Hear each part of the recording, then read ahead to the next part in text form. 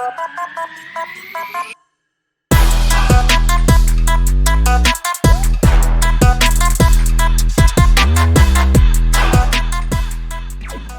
right, welcome everybody to episode 12 of the Wide Lens podcast.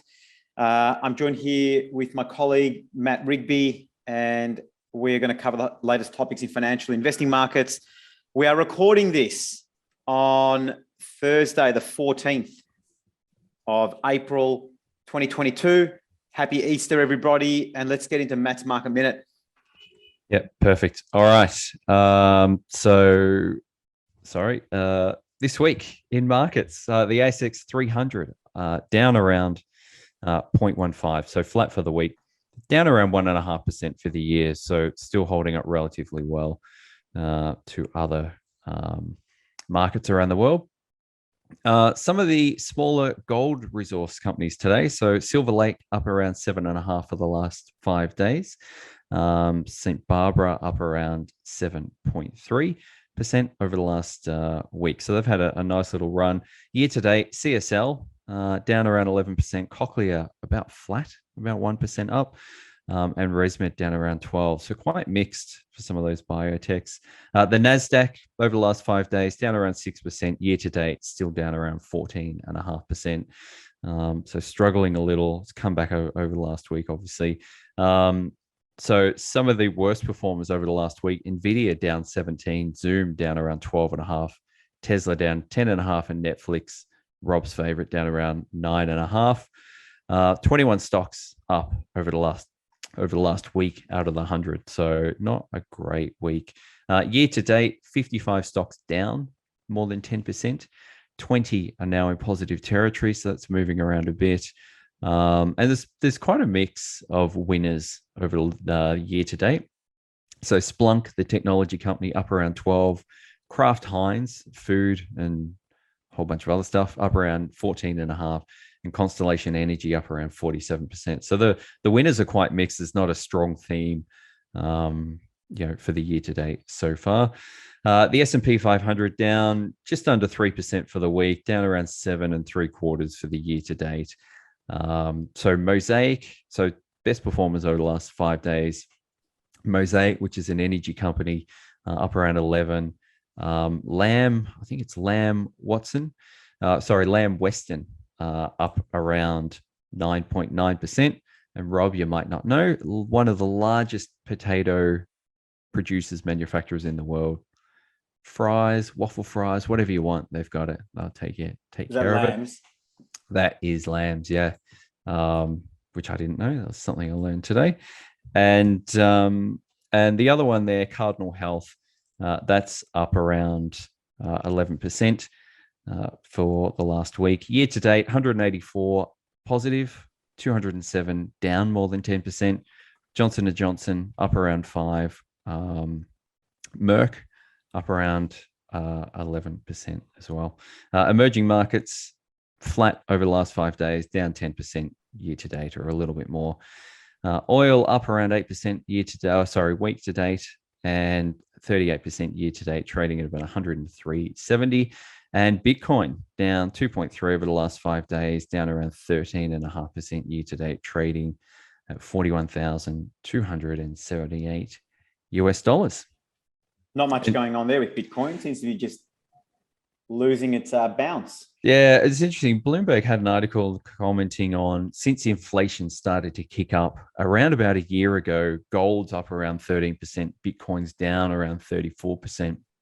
And there's an increasing correlation between Bitcoin and tech stocks. So that correlation's increasing and it's dropping further and further over the year. So just interesting note there. That doesn't surprise me. I mean, does that really surprise you that Bitcoin is correlated to tech stocks? Like, to me, that the fact that you say that doesn't surprise me. No, it doesn't surprise me at all. And I think probably what surprised me, it's taken quite a while for that correlation to really sort of show. Early on, there wasn't as strong a correlation, but it's certainly increasing as time goes on. Your Lamb Weston or Watson potato waffles and chips, why have they got earnings reporting? Like, why are they up 10%? Are people that just with what's going on with restaurants and people eating out more? Is that just Well, margin expansion? Like what's going on? I tell you what's interesting is that is it Ukraine is one of the largest potato producers. Look, Ukraine seems to be doing everything. They seem the wheat producers, potato producers, oil producers. Like, how did no one know these before? They've just got it covered, right? But yeah, I don't know. I'll have a quick look, but nothing jumped out at me. Earnings season's just kicking off with some of the banks. Starting off last night, I think, with pretty mixed results. So yeah, there's nothing that really jumped out. China is the world's top potato producer. Did you know this? I did Followed not by know. India. Oh, where's Ireland? Surely they're up there. Potato curries.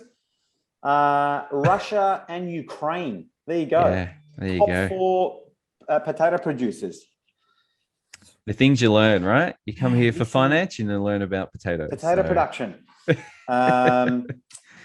The first topic I want to get into, and we've been talking about margin expansion in last week's podcast. We talk about inflation. US just saw inflation skyrocket to an annualized rate of 8.5% in March, which is the most since the last 30 years, 31, 32 years, since 1981. And I feel like it's this thing we've been wanting for so long, and now we've got it. We've got it from one extreme of it not happening to the other end of the extreme. It's almost hitting double-digit numbers, man. I feel like this whole transitory thing either is wrong or transitory is a lot longer than we had originally anticipated. Like, I think back to what's happened. We had COVID. We had governments throwing money out to everybody. We then had supply chain issues. We had then lack of migration. I think that's a big issue. The fact that people can't migrate to anywhere where, and especially in Australia, as hospitality is a massive migrant industry, we don't have that. And I'm sure that's a very similar story all around the world. And then we had Ukraine, we had food, energy shortages, and we have more supply chain issues. And now we have the Fed ending its QE program. And since COVID, it's a $4.6 trillion number. And they've doubled their balance sheet over the last 2 years, which is mind-boggling. Yeah. Now, the thing that I want to have a quick look at is, we've had money. If you look at Keynesian economics, we've had money supply being dumped into markets since the GFC. It really hasn't been since COVID for that to have an impact on inflation. If we actually go back in time, there was these Visual Capitalist had these numbers. I want to bring this table up, which looks at the back in time since the 1900s, how many times broad money per capita growth exceeded 50%, and what was the corresponding inflation over the 5 years. And it's only happened 5 times in like 120 years, which I think is really interesting. Yeah. At 1902, we had the Industrial Revolution. Money per capita growth was 50%. Interestingly, CPI growth was 0. And then we had World War I, 76% CPI growth at 100%, right? We had the roaring 20s as well subsequently, which I still reckon we might be on track to replicate. 1945 World War II. So you see a lot of these wars being funded. You've got inflation, money supply, and then inflation at 36%. Interestingly, just jump to 2021, the 56% money growth over that 5-year period, and then a 13% 5-year CPI growth. A lot of that is just happening just literally right now as we speak. And this is an issue which we're going to talk a little bit more in the conversation today. We'll circle back to that in a moment. Bill Dudley, who's the former president of the New York Fed, wrote a piece on Bloomberg, and I'll just get this up now. If stocks don't fall, the Fed needs to force them. Tightening financial conditions will be the key to getting inflation under control. And so no one's believing that these rate hikes and the tightening that the Fed is doing at the moment is going to get inflation under control. I just want to quote a couple of things here out of the piece, and I want to get your take on it. It's hard to know how much the US Federal Reserve would need to get inflation under control. But one thing is certain. To be effective, it'll have to inflict more losses on stock and bond investors than it has so far. Interestingly, he goes on to say that the US economy doesn't respond directly to the level of short-term interest rates, as most home borrowers aren't affected because they have long-term fixed rate mortgages. You and I talked about that with you spending some time in the US, how most people have long-term mortgages in place, unlike our mortgage system here, which, variable rates, people fixing for 2 or 3 years. Yeah. In contrast to many other countries, many US households do have a significant amount of their wealth in equities, which I don't think is dissimilar here in Australia. As a result, they're sensitive to financial conditions. Equity prices influence how wealthy they feel and how willing they are to spend. They are to spend rather than to save. He goes on to say that the S&P 500 index is only down about 4% from its peak in early Jan, which is right. Similarly, the yield on the US, the 10-year Treasury note stands at about 2.5%. It's about 2.7% now. And that investors need to start paying closer attention to what the Fed chair is saying. Financial conditions need to tighten. If this doesn't happen on its own, which seems unlikely, the Fed will have to shock markets to achieve the desired response. This would mean hiking federal fund rates considerably higher than currently anticipated. One way or another, to get inflation under control, the Fed will need to push bond yields higher and stock prices lower. We're seeing US Treasuries now sitting about 2%, and we saw that rise super quick. What's your take on this, and what do you think the bottom line is? Yeah, look, it's fascinating. I mean, I was kind of reflecting on all this during the week and sort of what we were talking about earlier in the year, and all the predictions of, huge rate rises this year. And more is really coming out, sort of pointing in that direction. I don't know. There's also been to this point, there's been a sort of a thought process that the Fed put, which was in place a number of years ago, and that was if markets fell, the Fed would come out with some positive, nice, warm words that would help the market rebound. There's some thoughts that the Fed are now doing the opposite, which is kind of what this guy's saying, is that as the market rises, the Fed's got to come out with harsher, more hawkish language to sort of get markets down, and sort of really belt markets over the head with rates are going up, and they're going up quite a bit. But that's not happening. That's what Bill Dudley's saying. Yeah, but look at the language over the last week or so. I think there were 2 or 3 Fed members, 2 of the voting members came out and said, we're going to raise rates by 50 basis points at the next meeting. And that happened, I think it was maybe Monday. Markets sold off Monday and Tuesday. Inflation numbers came out, was high. So markets were up and then sold off again. So you're right. There's this, I wonder whether it's this kind of people that haven't been through a major market, they're buying the dip, whether that buy the dip theme is still there. I don't know. There's really a bit of a tug of war going on as to who will win. But I think ultimately, as we've said a number of times, I think rates could go higher in the US than what they will here in Australia because of that mortgage rate difference, or that fixed versus variable. And the wealth effect in the US. So, spending time over there, equities is like housing here. So equities in the US, everyone owns equities. You get shares handed down from your parents and grandparents, as opposed to housing here in Australia. So that wealth effect, I think, is felt a lot more over there. And as markets start to come off, then people are going to start to, put off those big purchases initially, being cars and whatever else. And that sort of trickles down. I feel like also the narrative around how many hikes is probably a redundant issue now. The question is, what is the rate? Yeah. More so than how many hikes, because the how many hikes thing, like you could hike 10 times at 25 points, or you could hike half the amount at half the number of times at double the rate. And so I think that discussion, I feel like is somewhat redundant now, and everyone's talking about what the rate will be. And the number looks like it's going to be in the mid to high 2s to possibly 3%. And that's what the 10-year is predicting at the moment. Whether that's right or wrong, time will tell. But I feel like the market probably just needs to get over this period of uncertainty around what's going to happen and where we're going to land.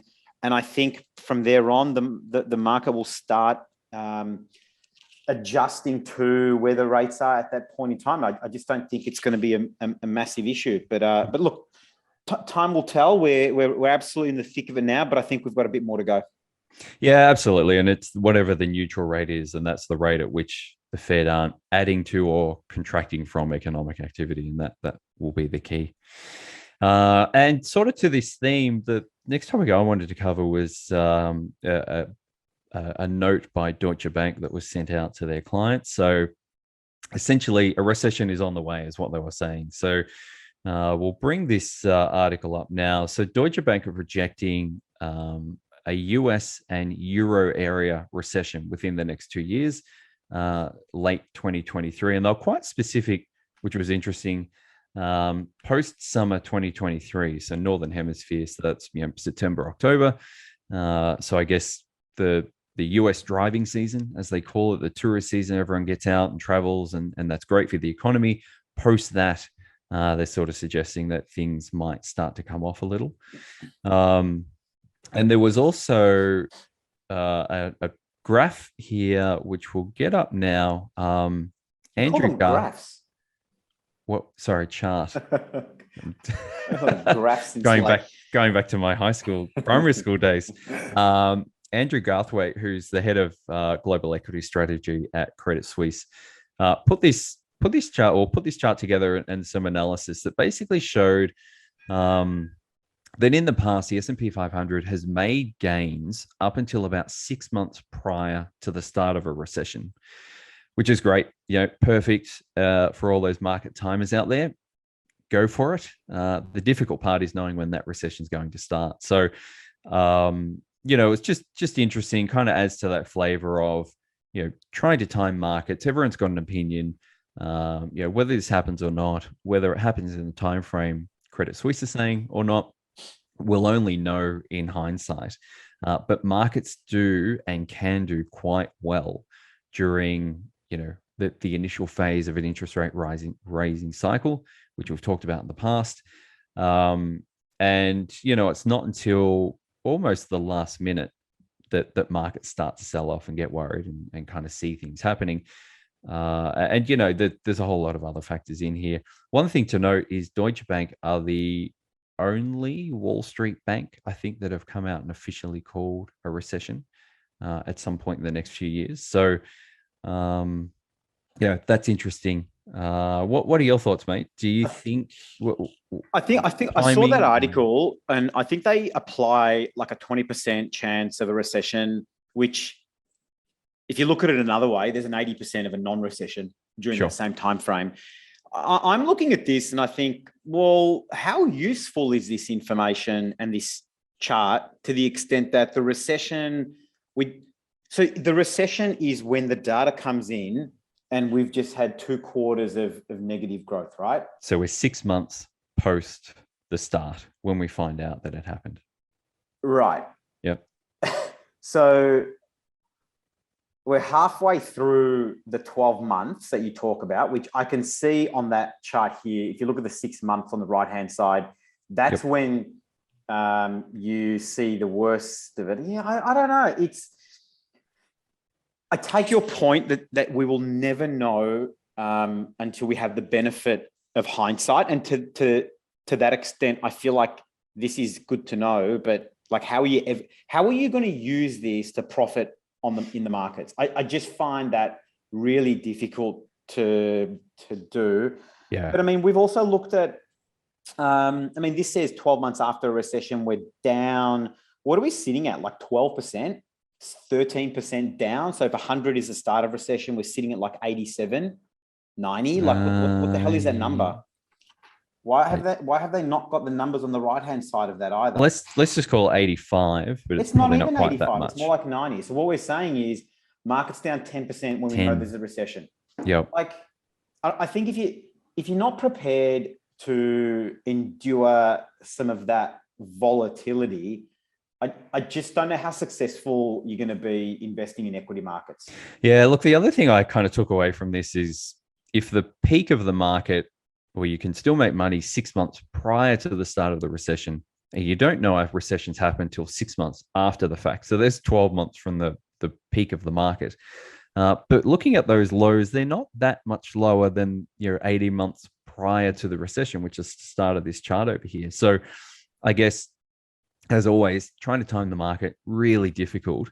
And if you buy and hold for a long enough period, it doesn't really matter. No, it ends that's up the being a bit of a challenge. blip, We right? try and avoid the losses, and there's plenty of research that has been conducted that shows even if you invest at consistently at the worst time, the fact that you do it progressively over a long period of time not outweighs, but you actually do better than trying to actually pick the bottoms. We had this conversation with our guys internally where we had people asking, well, what if you predicted every bottom of the market? How is that not a better outcome? Yep. The issue is that you're waiting for long periods of time and your money doesn't compound. Whereas if you're doing it more consistently, even if you're buying at the tops, the fact that you're doing it consistently, the power of compounding means that you in fact have a much better return than if you just waited for every single bottom of the market, because they happen less frequently, and so your money's not compounding. Yeah, exactly right. And the other thing to note, there's tons of research to say if you miss one or two, the 10 best days of any year, then your return is pretty average. And the best day typically comes in and around the worst day. That they're often quite close together. 2 weeks, the best days are followed within 10 days of the worst. Yeah. And so you've got massive timing issues that you need to perfect during that time. So look, this is interesting. I think what it does for me, to me, the bottom line is that it's not as scary as what the headlines make them out to be. And I think there is an attraction to writing really pessimistic headlines. I think people sound really, really smart, and people just don't sound as smart if everything's rosy and optimistic and boring. So this for me puts into perspective. I want to jump on to with rate rises on the horizon, with inflation where it is. I want to talk about the impact that this has had on long-term bonds, and I'll bring this up in a second. Actually, we'll just bring it up now. This chart is from Bespoke. It's the US long bonds. They're down 23.5% from its March 2020 all-time high. That's, call it 25% decline from its March 2020 high.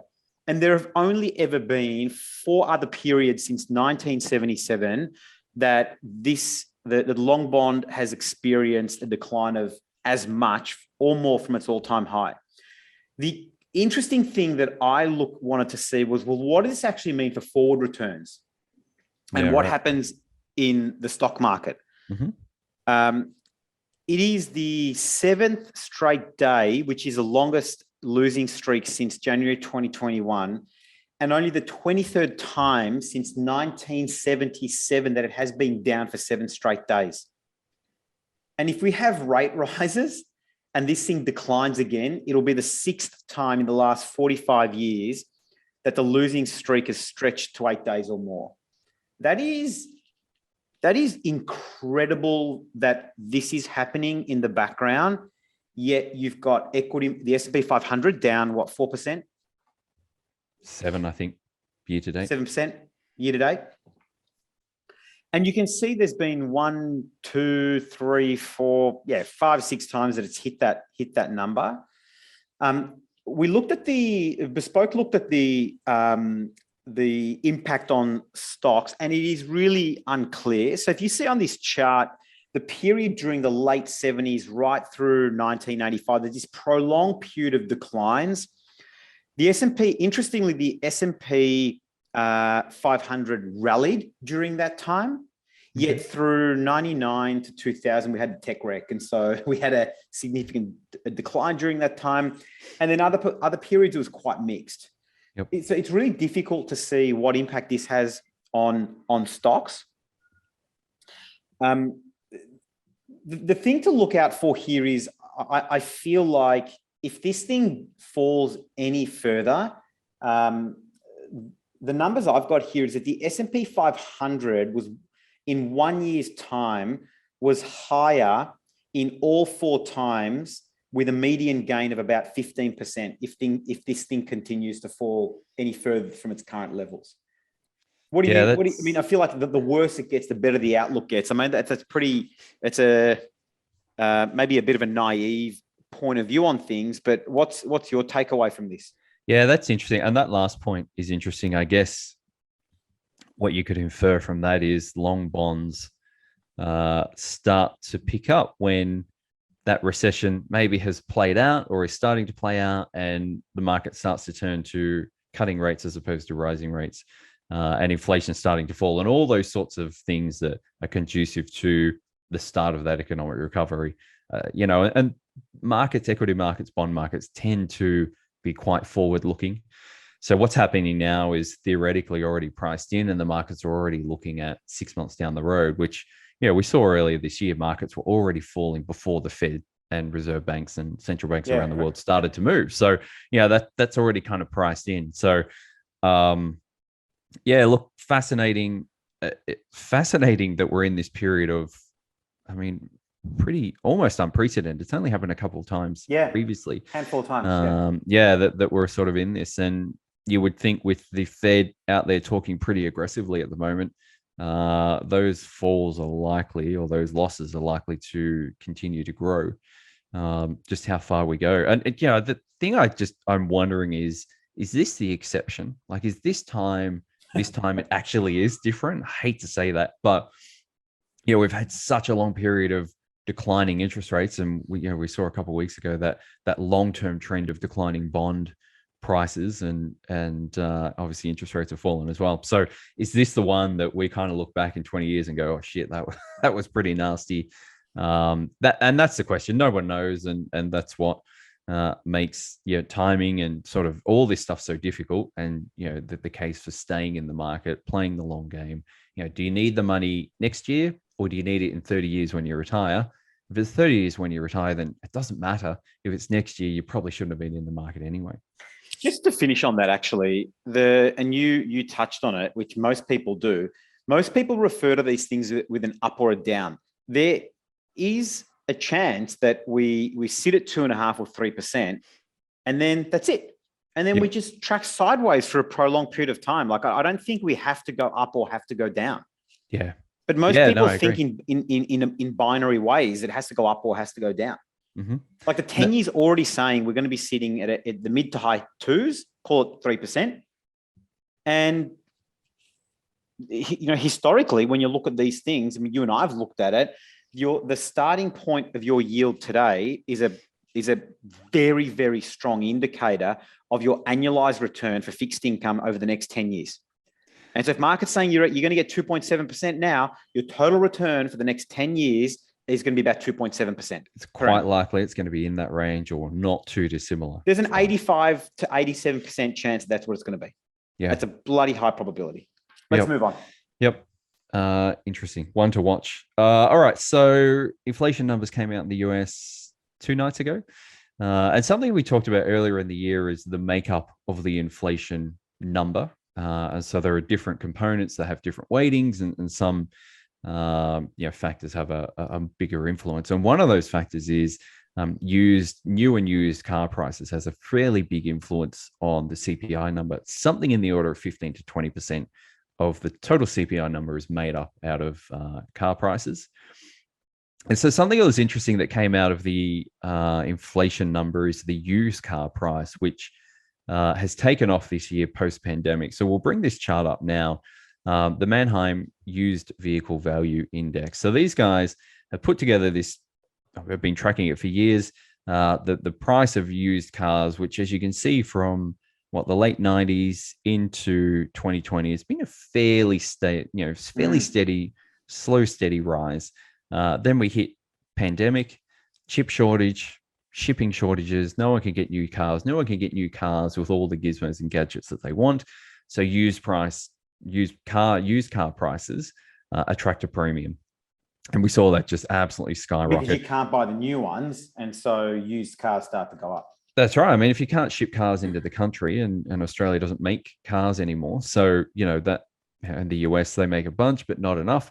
So you've got to ship them in from somewhere. If you can't get them in, then you've supply demand. So anyway, it took off quite a lot. But what was interesting is for the second month in a row, used car prices are starting to come down. Now, this is all US data, but I think you could probably extrapolate around the world. So used car prices are starting to come down. And interestingly, the core inflation number was a little bit below what expectations were. So maybe, touch wood, we're at the peak of that inflation rise, and maybe we're starting to roll off some of those high numbers and come back down to maybe more sustainable or palatable levels. So yeah, it was just something that caught my eye. Something was interesting, and something that certainly will have a fairly big influence on what inflation does over the next 6 months. And to our point earlier, I mean, it might be that the bond market is pricing it at 2.7, and that's where the Fed gets to, and they don't need to go any further because inflation and some of these inflationary issues, supply chains, etc., are starting to roll out of it. I guess the curveball potentially is China's zero COVID policy, which we've talked about a few times. Does that does that create supply chain issues again, in 3, 4, 5, 6 months' time? Again, we'll find out in time, but something to watch. Some of those components are starting to come off, which is good news. I think in Australia, we're still in the thick of it. I was just passing time and looking at some used cars and looking at the Tesla X, what you could buy for $150,000 or even $180,000 brand new for a pretty specced up Tesla X. You know what you're paying for a second. First of all, if you can find a secondhand one, there is less than a handful in Victoria that are for sale. Guess what you're paying for a half decent Tesla X model? So what's new? 150 to 180. Yeah, call it 180. You buy a brand new, relatively well specced up X model. Only because you're asking, I'm going to say it must be what, 200 plus? 250. Holy shit! Are you serious? Yeah, 250. Wow. Yep. Okay. In Victoria, there's one particular one. And I think there may have only been 2 or 3 at the time when I was looking over the weekend. 250 cars. I said to my wife, I said, check this out. What you could have bought brand new a couple of years ago, you're now buying this secondhand. Yeah. For, what's that? More than 50% increase in the price. So I still think we're in the thick of it here. And I feel like Australia's a bit of a laggard and it'll take a little while for it to unravel here. Yep. But fingers crossed. Hey, I want to jump into a couple of listener questions that we had, which we weren't able to get into last week's episode, but I want to cover that now. There's a bit here, so just bear with me. I'll go through the questions, the comments, and concerns that this person's raising. First of all, I will say I will read the opening of the email, which is "Love your work, boys. The only podcast I listen to." But he goes on to say, speaks volumes about me. The question was about quantitative tightening or QT. Quote, had governments begun getting their balance sheets in order starting, say, 12 months ago, wouldn't that have reduced the need to raise for rate rises and show fiscal sustainability? Too many quote cames when governments go into debt, justifying debt by suggesting governments should be counter-cyclical and because their perpetual debt in of itself isn't a problem. I agree with this. My issue is that Keynes also said that governments should remove liquidity during good times and restore their balance sheet counter-cyclical by selling bonds and raising taxes. Commentators conveniently forget the full Keynesian theory. My concern is if QE is over and governments aren't buying bonds, funding the annual budget deficit of $80 billion or 7% of GDP through selling bonds might pose a problem if the only significant buyer is gone. The buyer is nearly 80% of US volume was the Fed, and I assume Australia is similar. Surely this sees bond rates skyrocket, or do these sneaky bastards print more money and continue QE? I've got some thoughts on this. I want to just go through them, and let me go through them, and I'm curious to get your take on this, Matt. I feel like the question has put a bit of color and background on of it all. Let's try and answer this. But these are my thoughts that I started jotting down. First of all, should governments have reduced the need, or shouldn't the central bank stop or start a QE sooner? I think the answer is yes. QT. I think the answer is yes. You and I have talked about this in the past, and we both agreed that they didn't need to continue buying. And we've already seen that in change in Australia as well. In the US, I think they sort of let that run for probably a lot longer than they really needed to. So I absolutely agree with that. I also agree with the comment that they've made around Keynes talking about removing liquidity during good times and restoring balance sheets for selling bonds, raising taxes, which we'll get to in a second. But I feel like the chunky part here is how are we going to fund the deficit? And then what's going to happen with rates skyrocketing? Now, deficits are slightly different to debt. So the deficit is obviously the annual change of revenues and expenses. And then the debt is just the accumulation of balance sheet debt. So there's two separate things there slightly. In terms of how does this sort of play out? Well, the first one is our way of growing ourselves out of the debt. And so having economic growth grow beyond what it is now. And I had just the US GDP numbers here with me. Where are we? So we're still sitting pretty strong after massive declines through the pandemic. We had, if you remember that we had the big one last year at about 12%. Now it's coming off a really low base.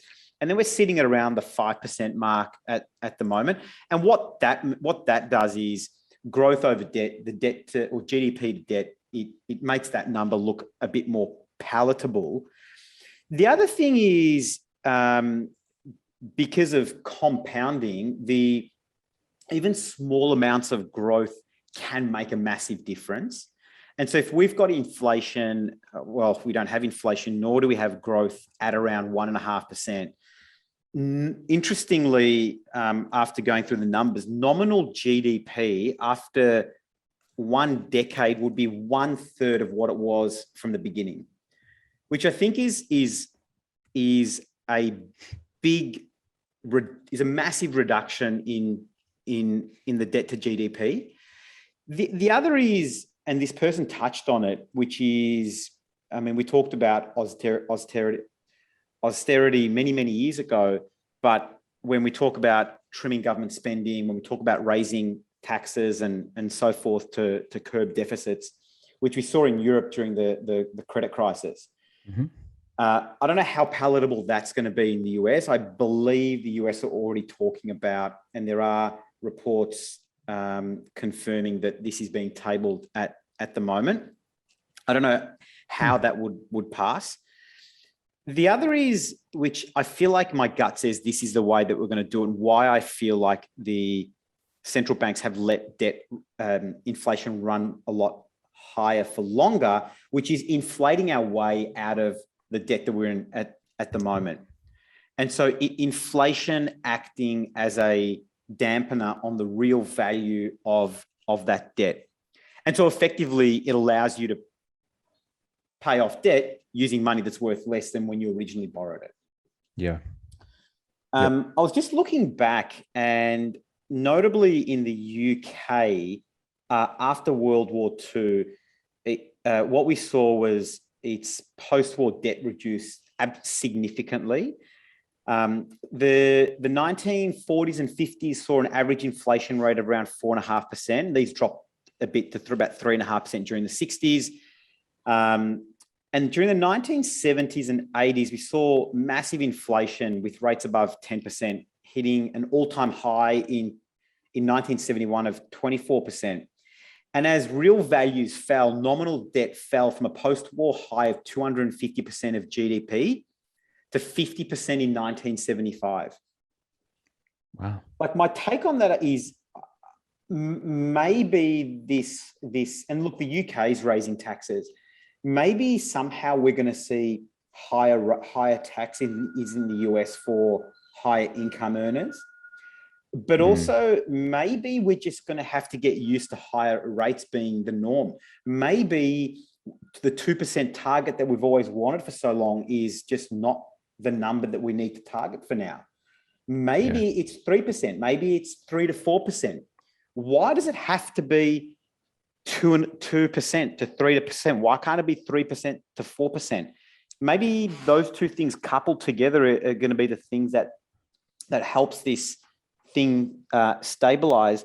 And the buyers are, in fact, not quite 80% volume, which is the Fed. It is a lot lower. I don't have the numbers here with me, actually, which is a bummer. But maybe I'll get your take on that, Matt, and I'll try and see if I can get the numbers on who owns US debt or how much the Fed owns. Yeah. And when you say 2 to 3%, you're talking inflation, that target inflation band that central banks have. Target inflation. Yeah, look, I think it's really interesting. I completely agree with the Keynesian comment that the listener made there, that, it's all well and good to print money when times are bad, but don't forget to wind it all back or rein it in when times are good, which governments don't do because, well, cynically, they want to get voted in at the next election. Economic times are good now. You can guarantee they're out there proposing or promising huge spending, which just adds to that inflationary pressure and interest rates going up. So, no, I completely agree with that. I remember when I was in the States chatting with one of the older advisors, and we're talking about debt and the level of Obama was in, I think, at the time, and they're having annual budget deficits of over $1 trillion. I think it might have been $1 trillion, I think, for the first time. And he was saying that he's like, it doesn't matter as long as our growth is faster than the rate of interest rate that we're paying, then over time, the economy is growing faster than the debt. And therefore, we end up in a better position. And it stuck with me because I'd never thought about it. But I think, that feeds into that inflation comment that you made, that if inflation is higher and the economy is growing, then what's it matter? As long as you can service that debt and the total net GDP or economy is growing at a faster rate than debt, then over time your net debt to GDP falls. But I think this is the first time the US has had, maybe not the first time, but first time in quite a while that the US debt is higher than the value of the economy.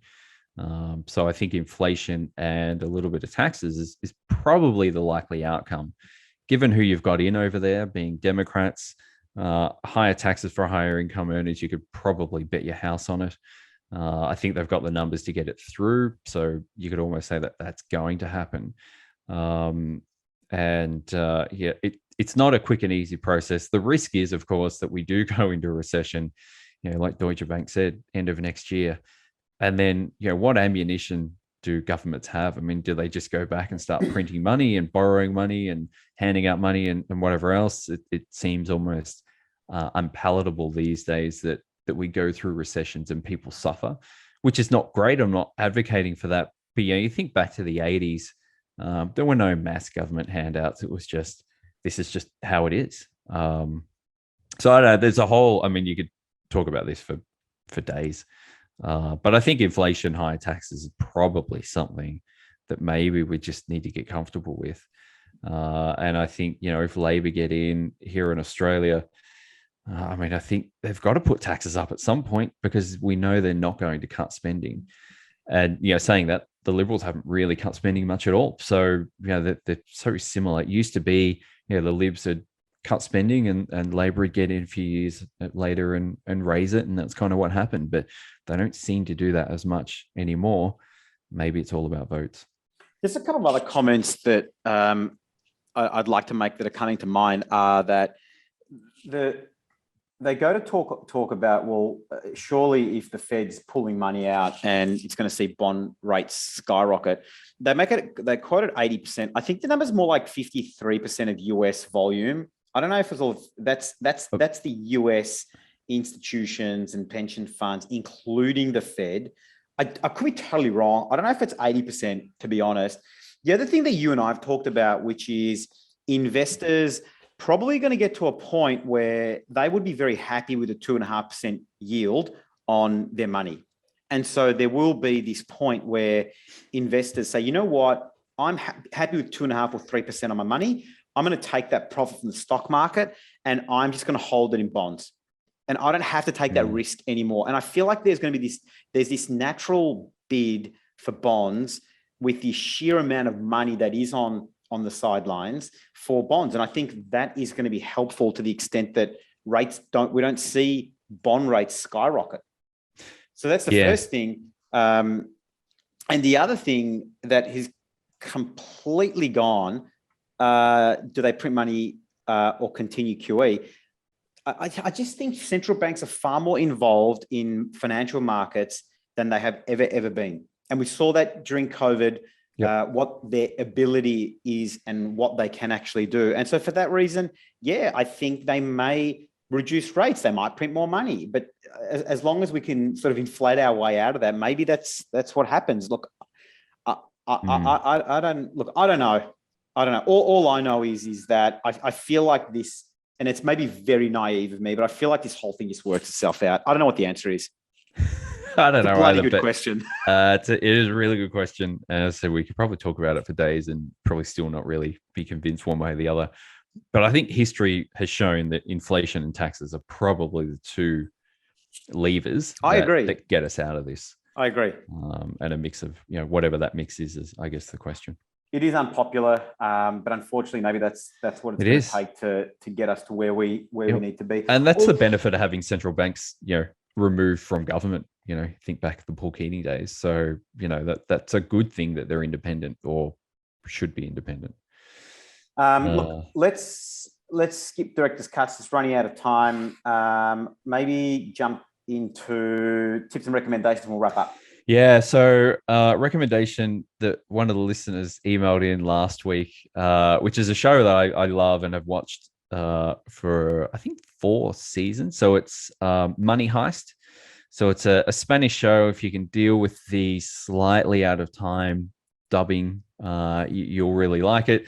So I think it's 4 seasons. And I think season 2, correct me, I don't know, have you seen it, Rob? Yeah, I've watched it. Yeah, it's sick. I love it. Is season 2, 3, and 4 I won't give it away, but the second stage? Like the first stage, I think, is just season 1. Maybe it's been a while since I've watched it. But anyway, the premise is this guy who is the son of a bank robber and his brother kind of come up with this plan of how to take on a very big heist. Multiple heists. Multiple heists. Yeah, but I think it's the first thing. It's just one. Sure. Okay. Yeah. Anyway, have you watched all of them? So what I like to do is space out or space out the season that I'm watching. Okay. So I think I'm halfway through season 4. And I don't want to watch it because I just love it so much. I don't want it to end. Anyway, so it gets a bunch of criminals together and they plan this, and he's just got everything. The Professor is the guy's name. And he's just got it sorted. He's just got every scenario covered. And it's a little bit far-fetched in some regard, but it's quite entertaining and quite fun. So anyway, it's a great show. I don't know what the ratings are on IMDb, but I'd have to think it's pretty high. It's kind of nice to watch it. It's kind of nice to see a show not made in the US, to be honest. It's kind of nice to see something a bit different. Do you watch it with subtitles? Pretty creative. No. Oh, man, I don't know how you do that. 96% Google. Yeah, again, okay. I'm not a massive fan of Rotten Tomatoes. They got this one right, 94%, 8.3% on 8.3 out of 10 on IMDb. 5 seasons, Money Heist. Yeah, I love it. So maybe season 1 or 2 is the first, and 3, 4, 5 is second. But anyway, I love the music. Absolutely brilliant show, and I love the whole premise. The I don't know, what do you call it? Their persona that they're trying to create, and it's just such a great story on so many levels. So absolutely check that out if you haven't seen it. I've got a restaurant recommendation, which I'm going to go there again this weekend. Do you like Thai food? I do like Thai. I've told some of the guys before, but Yajinder Thai in Doncaster, on Doncaster Road. Okay. They've done a massive renovation, and a little while ago, it's still pretty fresh though. When you walk in there, it's you know how sometimes you can go to Asian restaurants and you just don't want to eat there. Do you know what I mean? I say that in the nicest way possible. Like, this place is so clean and fresh, and it just feels like, I don't know, it just feels like you're there in Thailand with the plants and the greenery, and it's just really cool, really clean. And the food, man, it is bloody good. They've got, and I love spicy food. So for me, spicy food is a non-negotiable. But the challenge with kids is that, you know, the slightest hint of spice, they're just like, water, hot. They're out. So, but going again this weekend, I highly, highly recommend this Thai restaurant. It's not overly cheap, but I don't think it's overly expensive. I feel like it's really well priced. The staff are super friendly. Somewhere to definitely check out. You're local, so you should go check it out. Yeah, Will. What was it called? Yajinda Thai on Doncaster Road. All right, done. I will definitely check in Doncaster. Nice. All right. Awesome. Have a great Easter, everybody. And enjoy. Flick us a note to info@Baharian and Wealth. We'll wrap up and we'll see you guys next week. All right. Cheers, guys.